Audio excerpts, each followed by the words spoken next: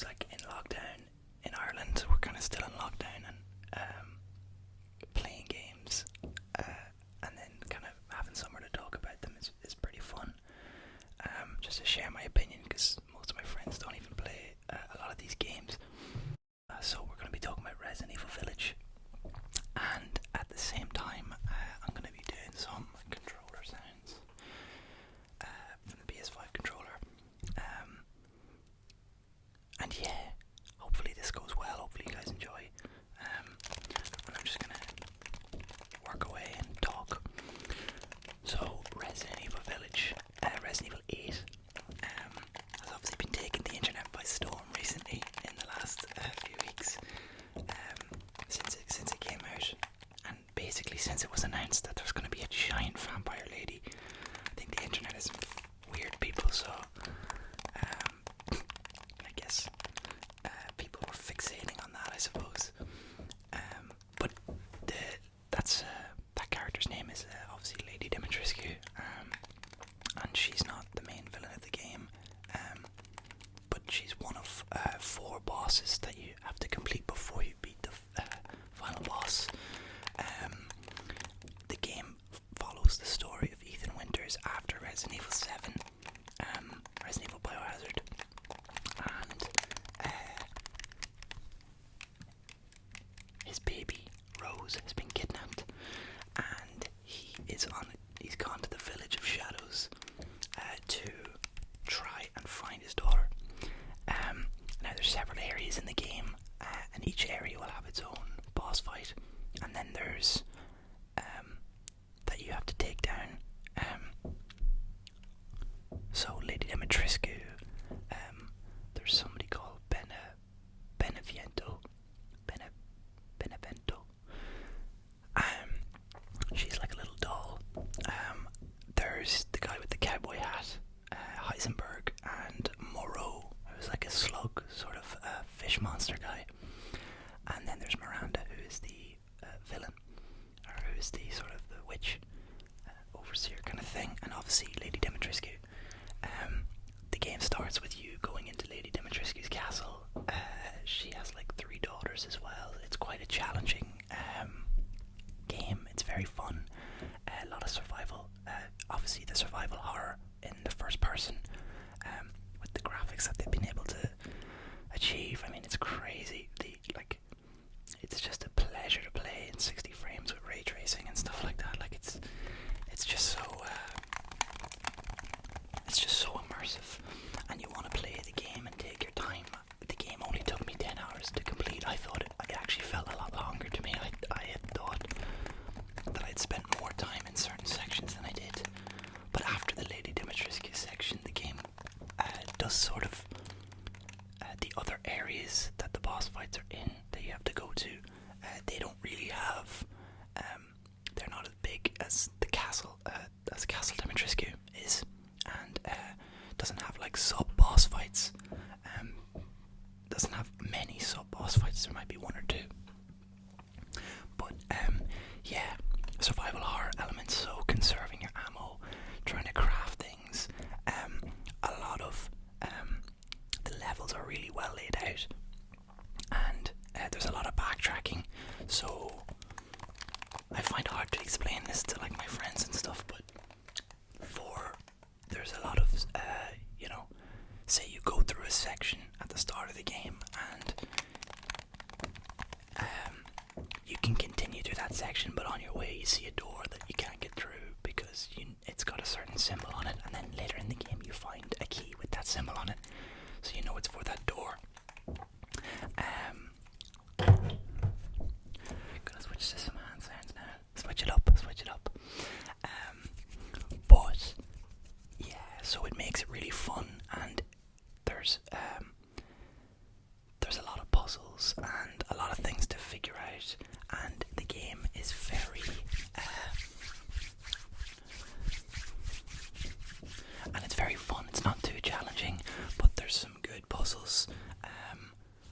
It doesn't hold your hand the whole time, particularly with in terms of like enemies and ammo. Like I only played it on the standard difficulty, and I did find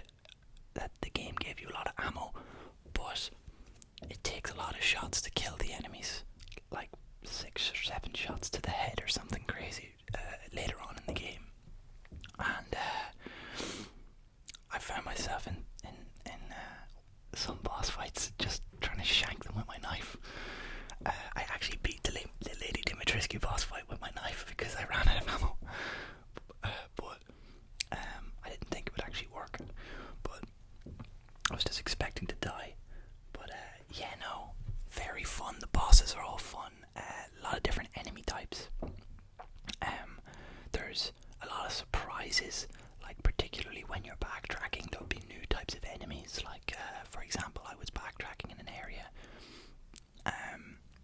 where I had to go back to the village and then go back to the area to get some treasure, Lady Benevento's treasure, and a giant had spawned in with a big axe, and he had a few minions with him, and he was very strong. There's werewolves. There's big there's human werewolves called lycans. They're sort of half transformed werewolves. Vampires. Obviously, there is also a lot of the basic enemies. What I found the game did really well is that a lot of the basic enemies get turned into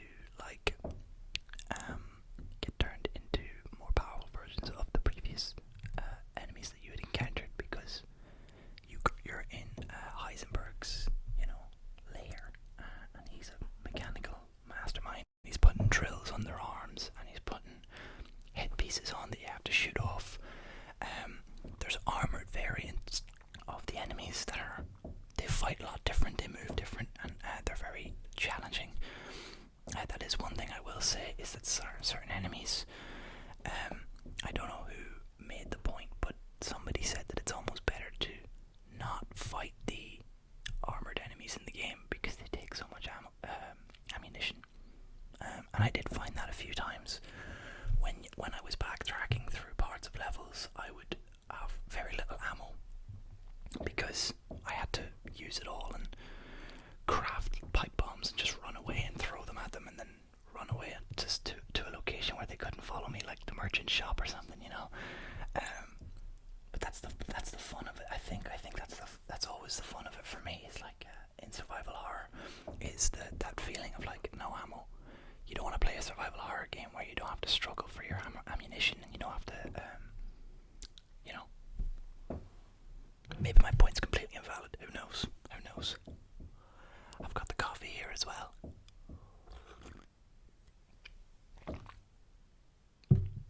I was actually going to play PlayStation and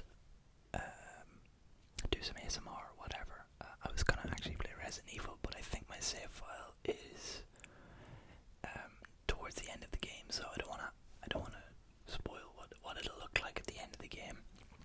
But yeah, visually the game is stunning. I mean, there's sections where you're in a waterlogged sewer, and the water is perfectly reflecting off the candles, obviously because it's ray tracing, and then there's enemies that are coming from underneath the water, and it's so immersive, it's so fun. The enemy, the detail, the HD textures, the fire, even the facial animations for all the villains, they're amazing. The story I thought was quite good and engaging, particularly because it carries over Ethan Winter's story. But I had a pretty good time with the game. I'd probably give it an 8 out of 10. I needed it really scratched a survival horror itch, and I suppose that's one thing I would say, if you have an itch for any survival horror game, those two, Resident Evil 7 and Resident Evil 8, they're pretty amazing, and they're done really well, and they keep you at the edge of your seat.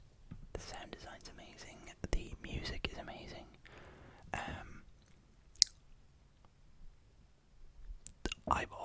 I'm a real big fan of the way the Resident Evil games have introduced these characters that follow you around the whole level. It really keeps you on edge, and it makes you play and think very fast. It's quite an exciting experience. And then at times you can just slow it down and appreciate the visuals and lighting, and the fog effects and that sort of thing. So yeah, overall, give it an 8 out of 10. I thought it was pretty amazing, pretty fun. Very sad it's over, because I now have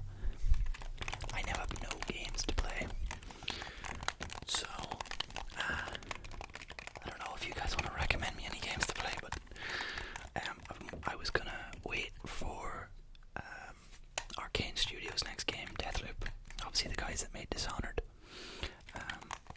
But that's coming out in like June. So I think the next big release is going to be Ratchet and Clank. If that's, I'm not sure when that is. I'll have to double check, but hopefully it's not too far away.